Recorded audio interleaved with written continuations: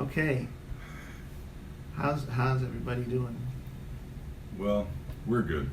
Yeah, we're good. We're good. That's what's important. Right? That's what's important. At the beginning of the live, we're good.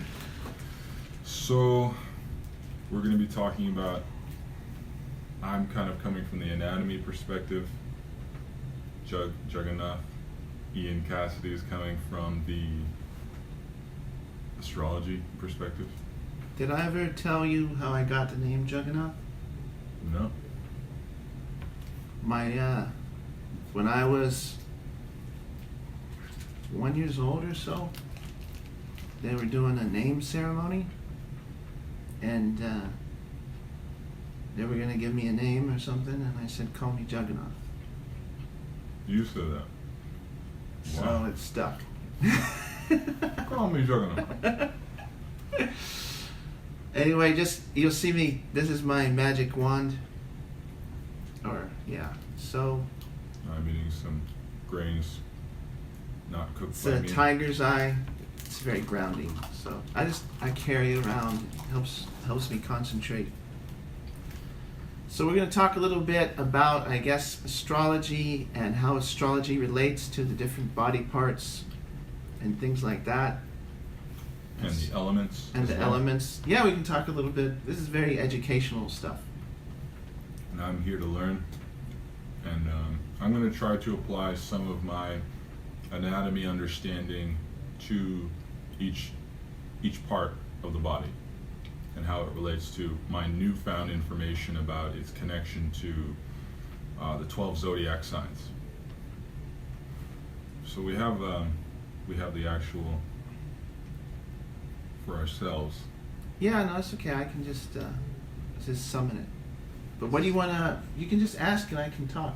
Okay, so the head. Right. What zodiac sign is the head? Aries. Aries, so that's the first sign. Yeah. Okay, so that makes Aries sense. rules over the head.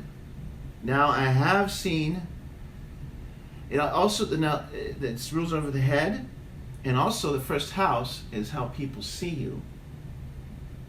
And to some degree, it's your head as well. The first house in the chart. Okay, Like when you look at somebody's chart. right. Now, see, I've seen people, the second house is Taurus. And, well, the second house rules over your eyes. Mm-hmm. And the thing is that Taurus is very sensual. Oh. And I've seen that people that have problems in the second house tend to have bad eyesight or are even blind. Wow. Okay, so second house. Second Taurus. house rules over your eyes. So there's a few things. There's signs and houses in the chart that rule over the different aspects. Okay. So, what element is Aries? So the element that Aries is fire. Okay, fire. Definitely fire. Now, here's something that most people might not know, and that's that the Kshatriyas, every single element has a Varna as well. Oh, really? Yeah. Varna meaning occupation. Yes. In the four Varna ashram system. Yeah. Varna ashram system. So there's the four. There's the Brahmins, Kshatriyas, Vaishya, and Sudra. Yes.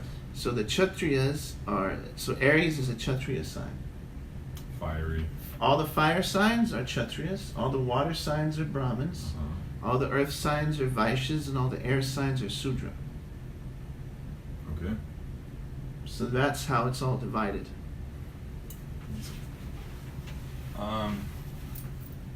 Okay. So, it being a Kshatriya, how does that help me? Like, how can I use that information to kind of relieve maybe some head problems? Oh, I don't know if it would be useful in that sense, but it lets you know that when you're looking at a chart, I tend to evaluate people's occupational duty. Okay. So it lets you know what you're good at. As far as the Varnashram thing. Now, as far as the head thing, now that's a very interesting question. Yeah. We're talking about anatomy here. We're talking about anatomy. Fire sign. Well, what you can do is you can look and see The reason it's given the head is because rams have horns on their head, Okay. and they're very headstrong. Uh-huh. It means you're a headstrong person. Right. If you're like an Aries moon or Aries ascendant type of thing. Yeah, especially if you're like an Aries ascendant, it means you're like a headstrong person. What tends to happen is if an intense planet will transit over Aries or your first house, you maybe have to, this comes into the point, you're looking to see maybe somebody could get injured. In a chart, you look and you can see, oh, maybe someone's going to get injured in their head. If something's transiting over their first house. Or the Aries. Or Aries. Then you can look and you can see, oh, maybe somebody's going to get injured. You can warn them. Mm. I have, Aries is my first house, but the Lord of Aries is in the 8th house. So different astrologers have told me I might get gored by a beast with horns. That's the other thing. Ouch. So I'm most careful around those things. So Because you see the cows- Aries connection with the horns. Right. So they tell me, oh, you have to be careful, you might get gored. So the other day I was in a cow field. I feed cows. The other day I was in a cow field and there was a bull. Oxen aren't too bad, but bulls, Yeah, they're no fun. They're fiery. Yeah, and he wasn't clipped, as they say, And he'd come up to me. But, I know what to do with them. I didn't have a stick. I told somebody to give me a stick. They'll leave you alone if you have a stick. Bulls. But until they'll leave me. I'm a big guy. Right. He's a big They'll leave fellow. you alone if you got a stick. If you give them a good little whack on the horns, they'll say, oops, this guy's more than I want to deal with. And the other thing that you can do is... Don't try this at home. If you're near a bull, be I careful. grabbed him by the horns. And I wrestled it. And I told him. Yeah, no, I did. I mean, not this cow. Yeah, the bull. I grabbed him by the horns. Okay. So this Well, he actual was, event- yeah, he was, I didn't have a stick on me, so that was the thing that I did. Mhm. I'm Aries rising, bro, and And backing down. well, no, it's called being protective. Okay. I know I'm susceptible to possibly getting gored by a bull, and here's a bull with horns, and he's nearby. So he came up to me, so I grabbed him by the horns, and I shook his head around a little bit, Mhm. and pushed him back. And then he was like, okay, this human is not a pushover. And I didn't show my back to him ever either. Yeah, I think that's also a general rule. And then the guy handed me a stick. And so then I was okay. I was like, you leave me alone. And then I headed off. By the way, I just shared. We're doing 2 lives. We're doing on this camera Mm-hmm. my Anthony Myers Taha Yoga feed, and on this camera Doing the Om Hint. Om Hint. So I just shared both of them on my phone here. Oh, nice.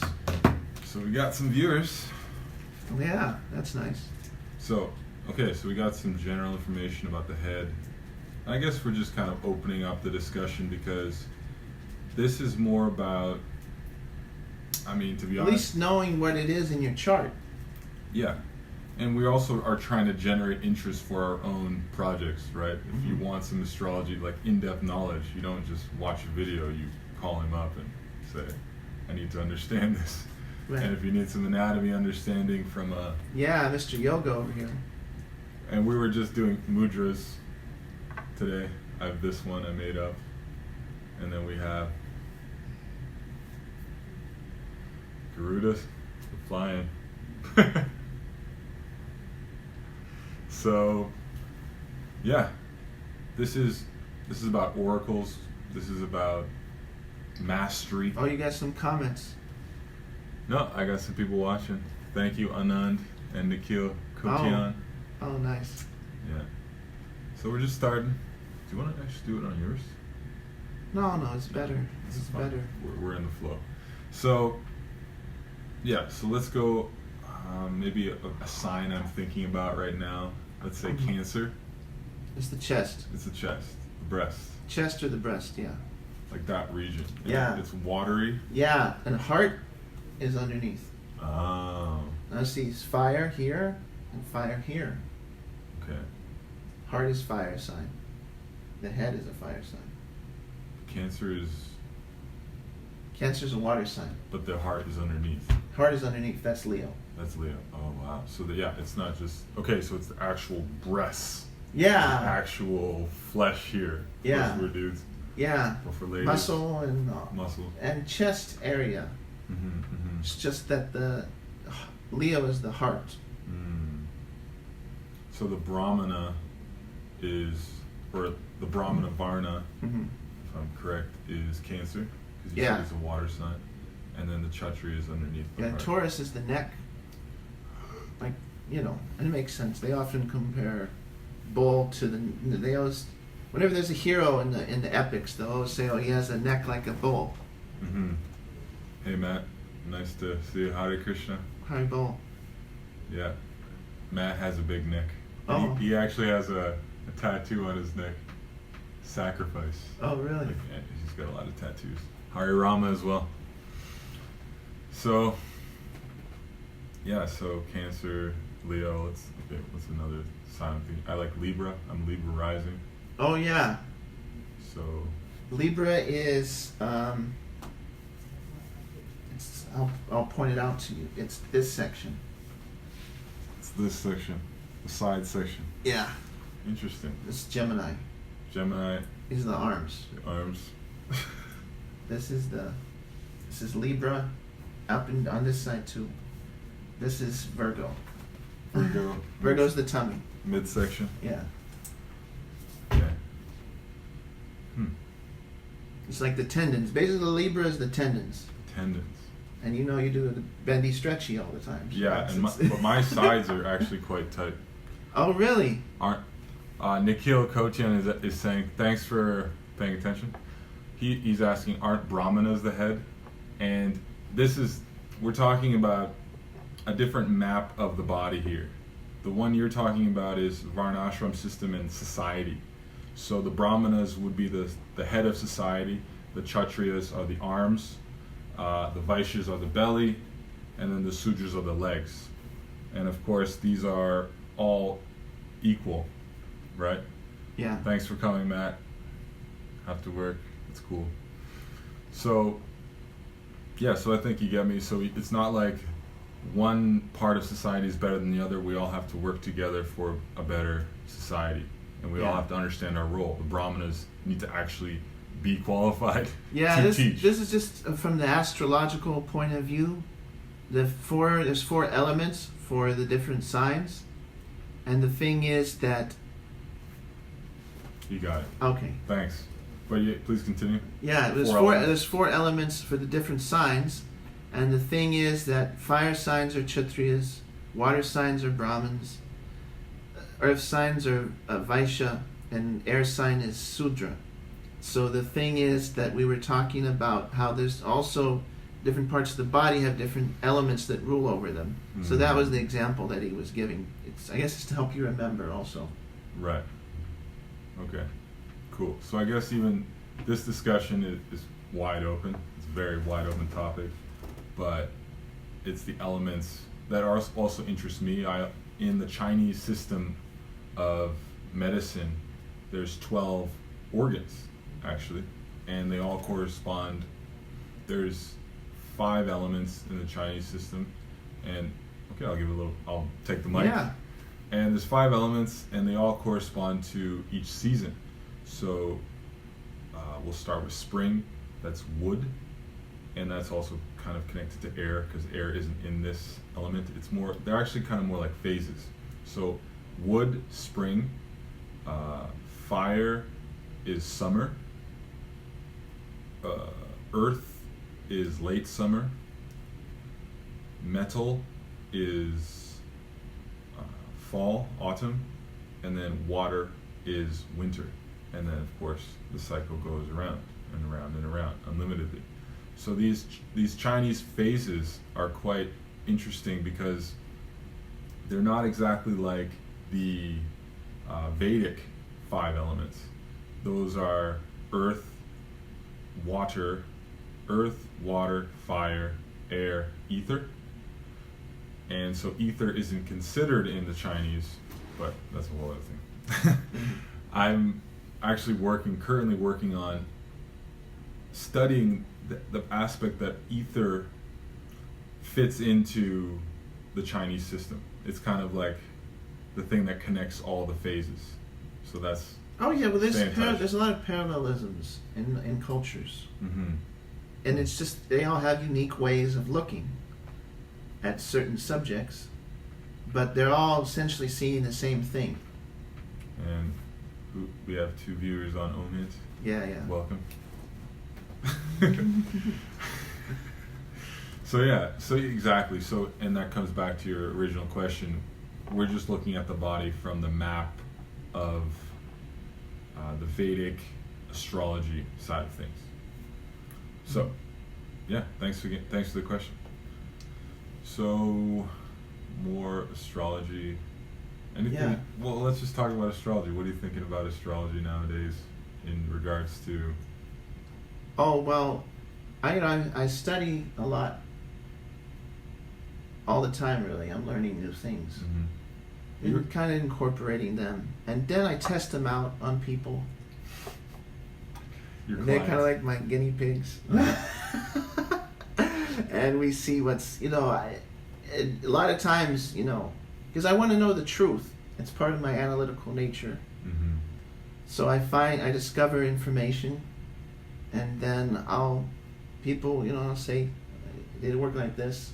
And then they'll say, yeah. And then I'll say, does it work like this? And they're like, no. And I'll, adjust from there. Mm-hmm. 'Cause I want to know the reality of the situation on the ground, so to speak. Mm-hmm. Mm-hmm. How is it going? So astrology is a very practical thing to you. It's something that you could test. It's like you're developing a framework, and then you're seeing, with the new information, does it fit? Yeah, and I mean, I'm going on cutting edge stuff. Like we're doing charts for businesses now too. Mm-hmm. And, we're doing a chart for a business and treating it like a human. Wow, like it's its own entity. Yeah, like it's its own entity, and it had a birth, and it has a death. Whoa. And it lasts for a certain period of time, and you look and you see, what the different houses represent in the body of the, and what I'm discovering, because we're doing it for people, and I'm asking questions and I'm finding out, and we're discovering stuff. Mm-hmm. And this isn't written down anywhere, but it's just I'm asking and I'm seeing. You're asking and you're seeing. Yeah, and it's I'm finding out amazing stuff, really. I guess I can write it down for future generations, right? Yeah. But the 5th house tends to be employees. It's children in the chart for a person, but I'm finding that it tends to be the employees for the business. Wow, the dependents, the people that are depending on the business. Wow. And like different stuff like that, and a lot of the, especially astrocartography and stuff like that is another thing which I've been utilizing to great effect. And using that and asking the company, okay, well, let me ask you, where have you been getting most of your client supply? And then you see, okay, well, there's lines Mm-hmm. where there's lines where they've been getting all their client supply from. Wow. And then finding out that those lines correspond exactly to the 7th house in the chart, which is how the world sees you and how you interact with others and business partnerships. So then you can see that the relationship, for us, we think about relationship with marriage. Uh-huh. The 7 people look to the 7th house for marriage, but for a business, they look to the 7th house for where do I get my clients. 7th house is right on the bottom. Yeah, It's like 1 at the top. The 1st house and the 7th house. Okay, they're on the other side. I thought for a minute it would have been like Gemini is in my 8th house. Mm-hmm. Or sorry, 8th house is Gemini. So I thought it could be, but it's not. But anyways, and that's mystic. Just to digress a bit, but the 8th house. 8th house mystic. Is mystic, yeah. So how does that work with the business? Well, the 8th house is hidden things. Hidden things. Technically, it's hidden things. The 8th house is hidden things. It's not only mystic things. The definition of 8th house is hidden things, or things people don't like to talk about is even better. More on the button. Wow. Sex, death, inheritances, and things that are underneath the ground. So the thing is that for a business, you look in the 8th house, you can see certain things that are going on. Mm-hmm. And some of the things, like for example, some of the things you might be able to look, like certain people, if they have a lot of planets, if a business has a lot of stuff placed in the 8th house, it might be a mining business. Wow. It might be good at mining because it has to deal with things under the ground or hidden things. What's hidden in the ground? Ore, gems. All that stuff. All that stuff's hidden in the ground. Another thing is sometimes businesses are like, shady. Or some people, you can see, astrology is something that I take astrology to be a reflection of life, you know what I mean? And it's very honestly. So many people are idealistic, and astrology just tells you how it is. So the thing is, the weather pattern is. Yeah, it. You can't fault the astrology for. It just tells you how it is. So if you look, you can say, "Oh, man, there's some shady. These people have some shady tendencies." Or these, you know what I mean? Mm-hmm. I mean, that stuff exists in the world. It's Oh, just yeah. like so many different nakshatras. Like these people freaked out on me one time because I posted up that today is a really good day for bad stuff. And they're like, how can you tell people it's a good day for bad? Because it is. It's what it is. You know what I mean? Mm-hmm. This stuff exists in the world. I can't, pretend that it doesn't. You can't just like have rose-colored glasses. Like, I don't give fake. I just say it how it is. Certain energy is powerful today. If you're smart, you know to avoid these situations. Like when a certain nakshatra's in charge, that means that people do black rituals. That means that people do weird stuff. Like certain nakshatra always pops up whenever there's a mass shooting or nuclear bomb drops. It's the same nakshatra every time. So it lets you know, hey man, this is empowered right now. Just watch your ass, Watch your ass, or do something you've been avoiding. Yeah. Like something really difficult. Yeah, or maybe this is if you got to do something that's a little underhanded, that's when you do it. Like, because this is real life. So you know that this is the time. If you want to do something to get away with it, then this is when you do it. But that's just the way that the world works. I'm with you, man. I'm growing up every day. I'm understanding how this world is not nice. No, it's not. In And general. no, I mean, the Buddha wasn't lying too much when he said the world is suffering. At the same time, it's also beautiful. It's like the example of the tiger. It's the perfect example. Mother Durga is the goddess of the world, right? Mm-hmm. And what does she ride on? A tiger. That lets you know exactly what this place is. Tiger. It's a beautiful creature, and it's going to eat you. It's fierce, it's powerful, and it's going to eat you one day. There's nothing you can do about it. But it's what it is. And the thing is, a lot of people see the tiger and they get scared and they don't want to look at the tiger. Or they try and turn into some Tony the Tiger cartoon tiger. But you have to, what that is turning your back. Any Indian person will know this. The number one thing you don't do to a tiger is show it your back. Because it's going to eat you. But if you look at the tiger in the face, it won't jump. There's a chance. There's less chance of it jumping. And that's the thing. Oh, is somebody asked something? He had great point. Dukalayam ashashvatam. Krishna says in Bhagavad Gita, 8th chapter, this world is full of misery and it's temporary. Great point. Thank you, Nikhil. So the tiger tries to eat you. That's the world. That's the extent of this world, right? It's misery. It's that constant fear. It's also beautiful. Yeah. Well, there's that fear. The fear is that thing we were talking about the other day. She'll eventually get you. That Yeah. tiger is right here, and we don't know. Right The now. thing is that you don't want to do is run away. Okay, now we're getting metaphorical here. We don't want to run away from that tiger that's in front of us. That fear, that issue. It's gonna jump you and eat you. It's that simple. You know, people go crazy over this stuff. The tiger, you look at the tiger, stare the tiger in the face. It's just like with death, with Yamaraj. So many people are completely under his control and they're so afraid. They're completely controlled by fear right now.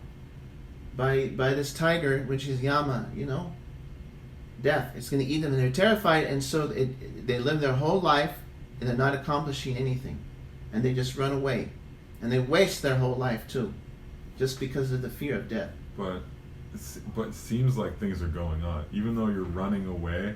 Like things are manifesting. You're still living. You know what I mean? But it's like you constantly know you're not doing what you're supposed to do, and that's like. My potential, I should be doing this, but then, it's hard, and I'm scared, and you just kind of get stuck in a loop, and then you just hang out there. So yeah, and then when the time of death comes, you realize how much time you wasted. But before that comes, how do we look that tiger in the face? How do we solve that? Well, or can we ask you a different way? What's a small step we can do to approach our fear? And like a very baby understand again why. Look, it's so important, the symbolism. Okay. Durga, you think Durga's afraid of the tiger? No. She rides on the tiger. I think. Is it good? Okay. Durga's not afraid of that tiger. Uh-huh. She's in the one who owns the tiger. It's her pet. Mm-hmm. And she is a servant. Of Vishnu.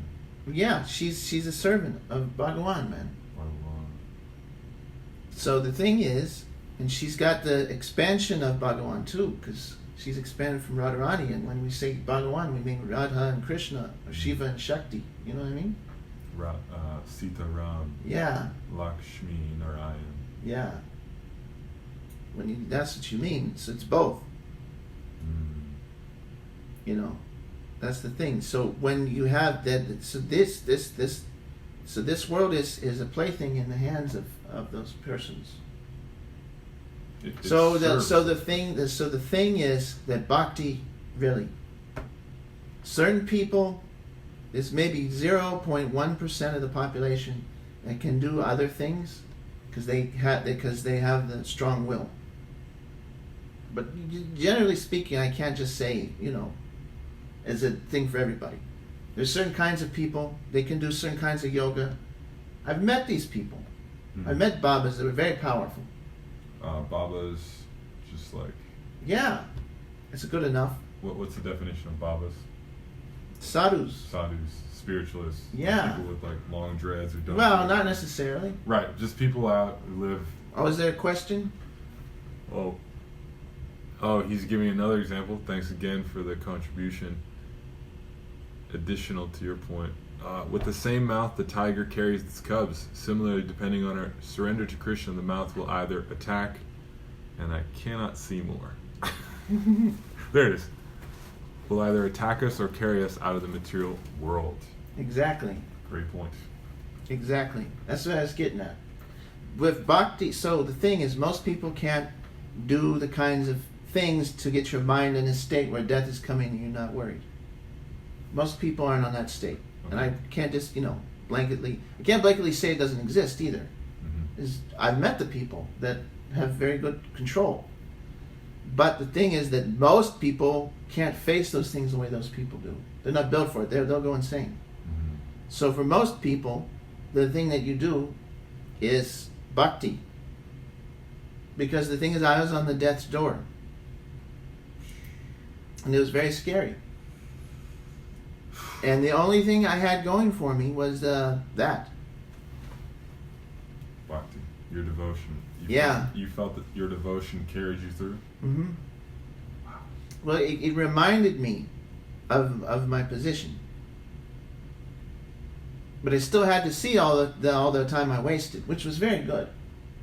So you're saying this crisis gave you some a chance to reflect, and then reminded you of the source of your strength, or Yeah. yeah, Well, you had your I had position. That's right. the word you used. Your position.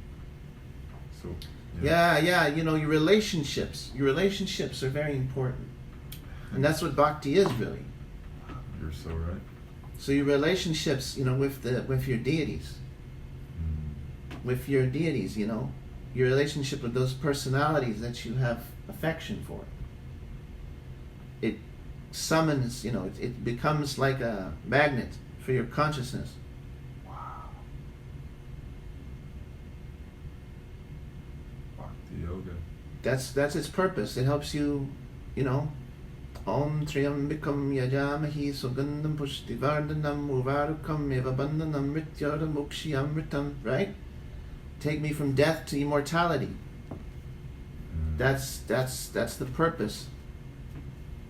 So when you have these kind of connections, then that's what it's for. It's to take me from death to immortality. It makes you the link when you have that bhakti. Since you're quoting, Mm-hmm. and you mentioned Bhakti, and thanks again, Nikhil, for your contributions. I'm going to quote from the Bhagavad Gita as it is, 14th chapter, verse 26. Mang chayo vyapicharena bhakti yogena sevate sagunan samatityaitan brahma bhuyaya kalpate. One who engages in full devotional service, unfailing in all circumstances, at once transcends the modes of material nature, and thus comes to the level of Brahman. Wow. So Bhakti Yogena Sevate. And so I mentioned that, and this is, like, these are the purport, like, this is 700 verses, right? So the whole Vedic knowledge, the Upanishads, Jagannath knows more than me about the size of all this, but it's all condensed into 700 verses. And so, well, the Mahabharata's 2.5 million words. The Padma Purana is 2.5 million words. I don't know if you add it all up, it's a lot. And then the Yajurveda is like... Well, there's all the four Vedas, which is Vedas, a lot. Upanishads, anyway, so the way Jagannath explained it is Bhakti Yoga helped him remember his relationships with God, of course, and also his family, the people around him. So that crisis and his ability to remember Krishna unfailing in all circumstances allowed him to transcend, like practically speaking, you know? So, yeah, and this is kind of the same way, you know, you can approach any technique or circle of knowledge, astrology for you, anatomy for me, bhakti as well for both of us. But for me, it's seeing it through Shastra, seeing it through philosophy, and seeing how it applies. That's what I'm after. And it's cool to hear these stories that, you know, in the troubled circumstances, usually we can try to complain, we can try to say it's blame someone else, or you can use it as an opportunity. And so one thing before we pass it on to you, but Chinese, the character in Chinese for opportunity or crisis is the same as the character for opportunity. So that's how you get to the next stage. You have to go through some stuff. Like Tamas, like Lord Shiva. We were talking about Shiva before we got on. Shiva is destruction. We need him. We need that energy, because how are we going to get to creation? How are we going to get to a new vision of things? We need that destruction. We need that sleep. We need that ignorance. You need death creates life. It says it so much in the Vedas, and it's just a general term. People know this. Something has to end before something new can begin. And it says that in the Vedas too, in many places. And this is so many. Most cultures understood this. You know what I mean? And so so Bhakti is Bhakti is the most powerful form. It's easily accessible for people in this age, and it's good for transporting you beyond in the most simple way. So you don't, because there's so many different so many of these mystery schools and stuff that they had, right? Mystery schools. Yeah, this is in the West. They had a lot of that. What do you mean? Can you? Oh, okay, I can get into that stuff if you want. Well, one of them is the what are they called? It comes out of ancient Egypt, right? Mm-hmm. Oh, just Nikhil said before you get started, misery in the life of devotees is also Krishna's mercy. Right? Yeah, no, that's true. Because then you get reminded. No, that's very true. The devotees take it as an opportunity to deepen their devotion. Yeah. Mystery schools. Yeah, there's a lot of different, in the ancient times they had different kinds of mystery schools, right? Mm-hmm. So, one of the ones out of Egypt, they used to have to go through all kinds of trials and tribulations and pretty much face death. And then they would have this kind of revelation about the reality of life, you see. They dug all these tunnels and stuff, and there's some people that think that they used the ancient pyramids in this way. It wasn't that they buried people in there, but they would put them through different kinds of things for their psychology, through different kinds of psychological traumas, and also, and then eventually they would stay in that tomb, and then it would they'd do different kinds of rituals and stuff. They had a lot of knowledge that the Vedas has in ancient Egypt. Just an interesting way to apply it. Yeah, well, that's how everybody understands that there's another world out there, and they come to conclusions about how to do it. Yeah, and what my father did, what yeah. his father did, what my priest did. It's just a way that you do it. It's very real. It's very real. They would give him a drink and say, "This is poison." It wasn't really poison, but the people would take it, and they were scared. It's a way of you know what I mean? Yeah, going through mental trauma for no reason. Yeah, I know what you mean. Yeah. But like you're saying, Bhakti is, well, one of my teachers says it's more natural. It's just the way it is. Yeah, it's a lot more applicable in this day and age. Mm-hmm. In other ages, it's the same thing with these. So many people, let me tell you, don't tell me it's not frightening living in the middle of a jungle somewhere. No. These rishis, they would go in the cave and they would just sit in the cave and do tapa and meditate. When it gets nighttime, there's scorpions everywhere, there's snakes everywhere. They're going to get you. It's a way of facing these kinds of things. It's the same business, it's just one is factory, The other one, they would do a certain kind of thing, and the other one is... Very important point, because in civilization, life is so easy. Life is so soft. Everything is kind of arranged for us in civilized life. So that's why you were using the Egyptian example. They would manifest these trials, like how do I put my psyche, my psycho, my mind, and my body through trauma, through chosen trauma, but I get the results after, right? The results are worth it, and again, whatever process you try, the results come, and then if the results are what they promised, then you keep going. You go deeper and deeper into the process. So they would go through these things so at the time of death they could meditate,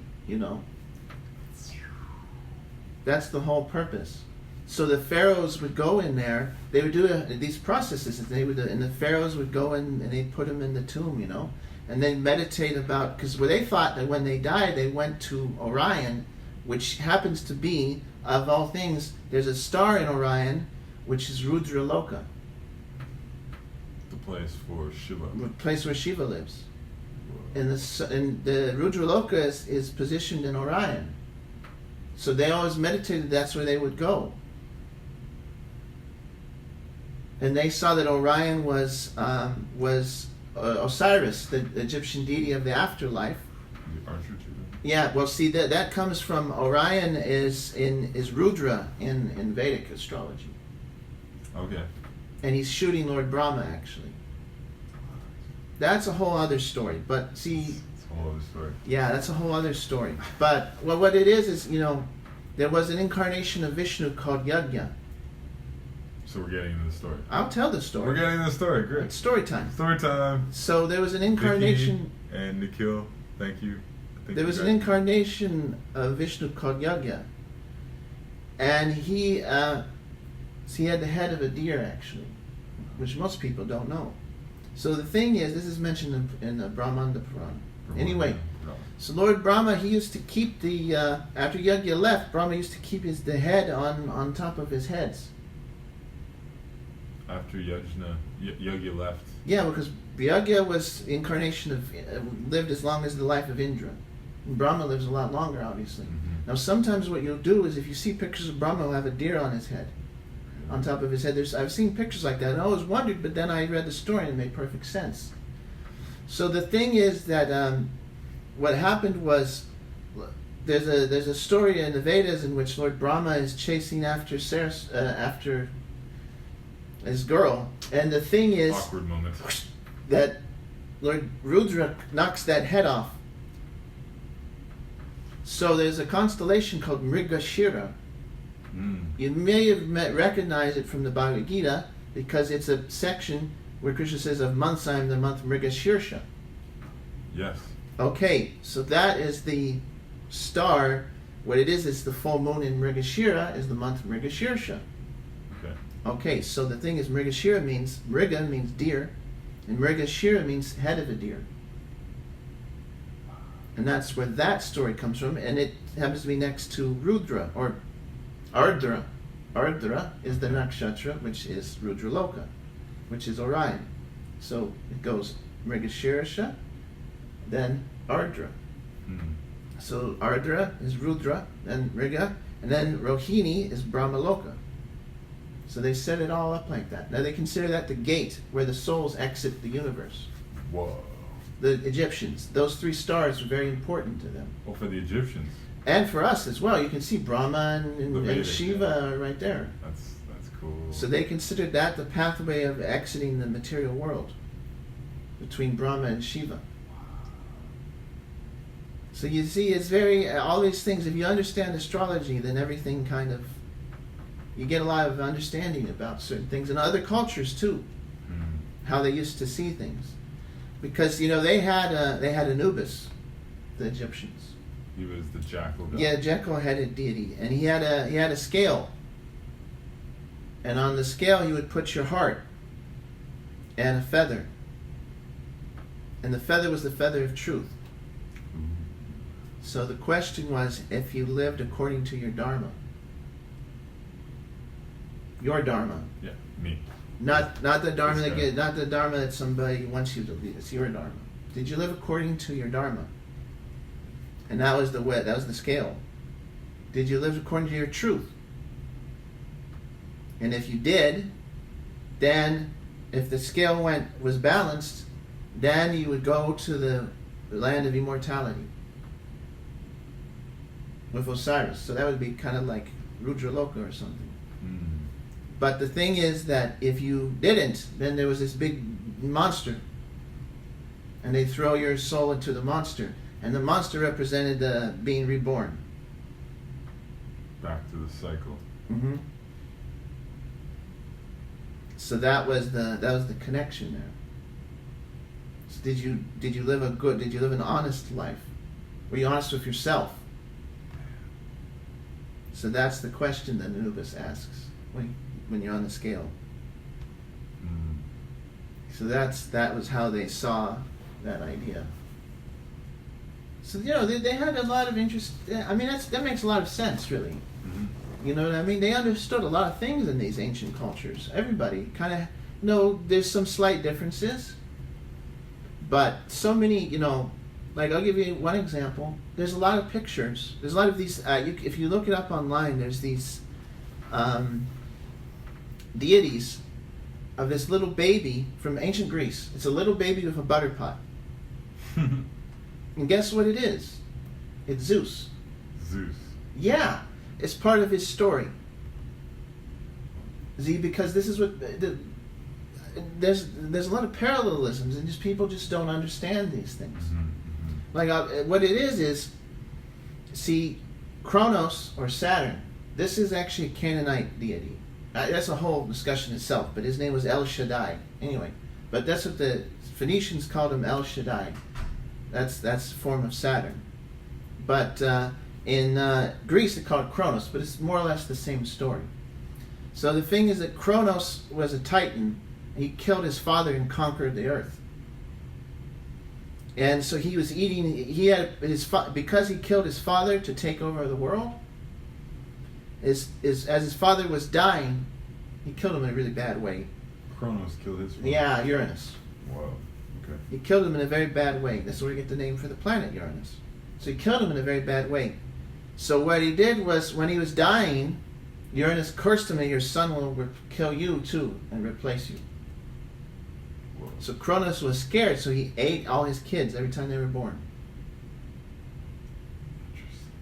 So Saturn would eat his kids every time that they were born. But his mother, the mother Rhea, was the. So she protected baby Zeus, and she replaced him with a stone. And Kronos, I guess he ate him whole or something. Anyway, so the thing is, they were gods, so they didn't die. They were just like trapped in his belly. So the thing is that Zeus, she hit him, and so he was raised in a forest with beautiful girls, with cows and stuff. So you can see. So there's a baby Zeus with a butter pot, and he looks just like Bala Gopal. And the thing is, these stories, they travel.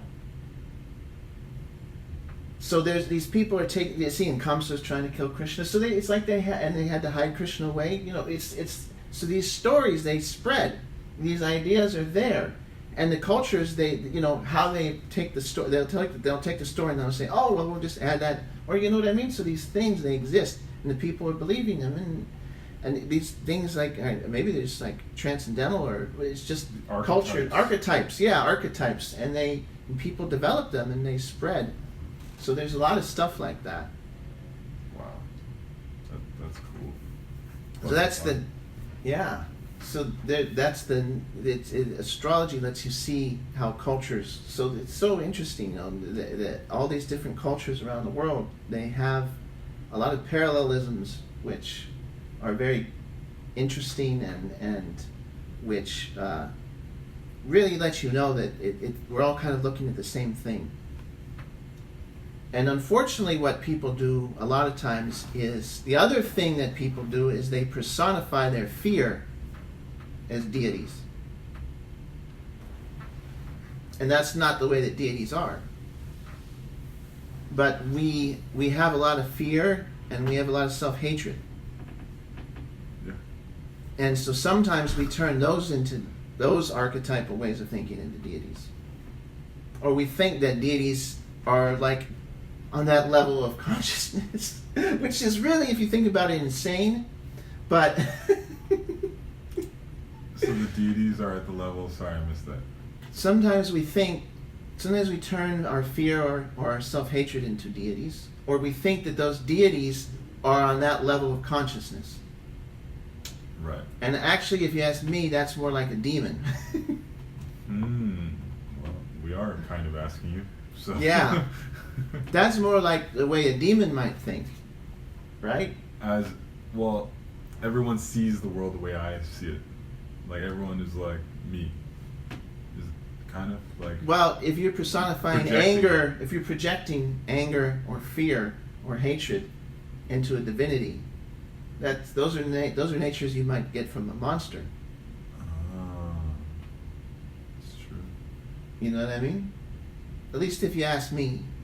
Like, that's more translates, those kind of elements translate more into like a monster than a deity. And that's why Bhakti is it's a very good cure for devotion. Devotion is what is important. And it's a very good cure for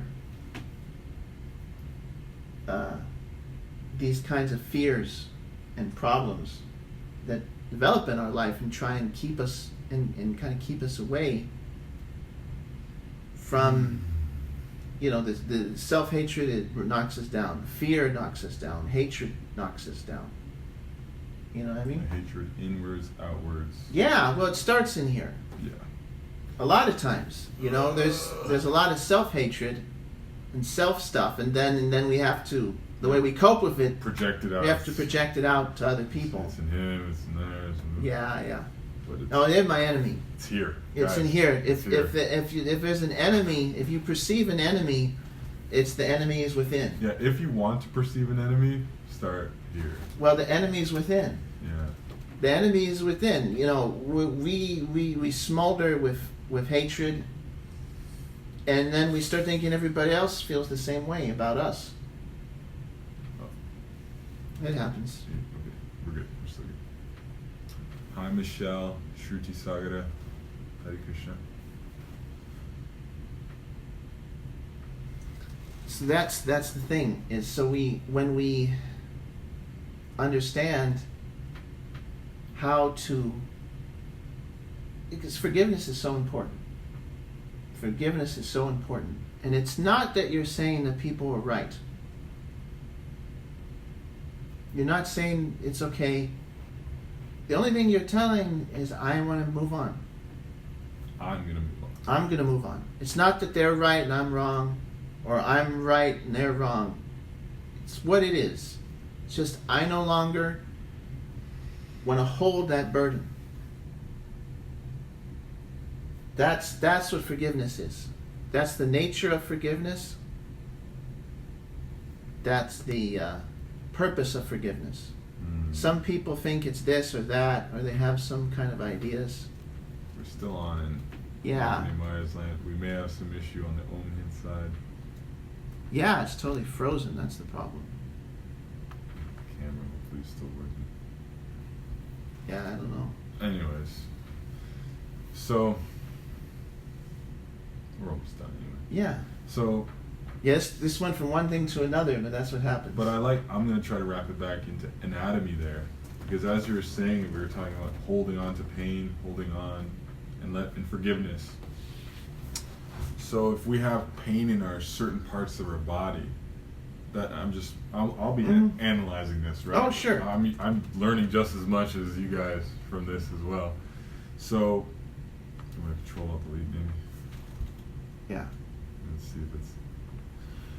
So I'm going to be thinking about my anatomy. I currently have a lot of pain in my sides, and Jagannath was talking about sinews, and that makes a lot of sense because this is kind of where the gallbladder line is. It's all the side of the body. Mm-hmm. So I'll be doing a lot of research on twisting and relaxing there. And yeah, approaching the tiger of my life, approaching the great fear, and I'm looking for it every day. I'm like, what am I afraid of? What am I actually afraid of? And today, I was a little afraid of doing this live. I was. I don't know what I'm afraid of, but I guess I do know what I'm afraid of because I think about it a lot. It is the unknown. I'm afraid of the unknown. I'm afraid that I might get rejected. Someone might not like what I'm saying, and that, for me personally, I guess my Libra rising, or whatever aspect is, there's a certain presentation of myself that I want to curate. I want it to be just the way I want it to be, but we have to, in order to create art, we have to give it out to people, and then you, the consumer of the art, will see it a completely different way. It'll be your piece of art. So that's just the inner artist in me, the inner Sudra in me that is afraid. But we have a friend in here. We're good. Yeah, well, it's We're also strong. it's all that work is opening yourself up. Every kind of work is a way you have to expose yourself in some way or other, and feed and give that which is of yourself. Oh, that's what it was. The updates. Damn it. I swear to God. Facebook, Matur Bihari Das, Christy Smurl. If you're a Brahmin, then it's the same business. It's the Kshatriya. Think about that.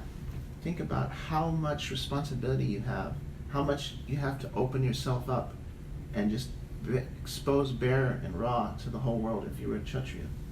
If you were a martial. Yeah, if you're a warrior. If you're a warrior. If you're a warrior. Yeah, I mean, you have to come to terms with the fact you might have to kill somebody or die yourself at any moment. Any moment. You're ready to protect. You're ready to die or kill at any moment if you're a warrior. That's a heavy sacrifice. I mean, they're people just like me and you. You think that it's not like they're bloodthirsty monsters. Right. That was their karma. They're soft-hearted people.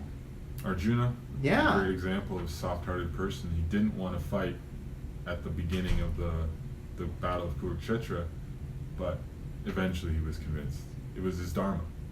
Not because even at the end of it, he still didn't want to do it, but he understood he had to, because it was his dharma. So, yeah, that's really cool. So, I guess that's it. Yeah, so I guess that's it. I mean, so... Does anybody have any questions? Is anyone there? If you have a question, type it in. Thank you for being here. And of course, you can definitely watch the whole thing later on if you started late. And that was really fun. Hey, David. Hare Krishna. So, yeah. That's it. We'll talk later. Peace and love. Much love. We're finished. Hare Krishna. Love from Guayaquil, Ecuador. And more love coming from Dallas. Peace.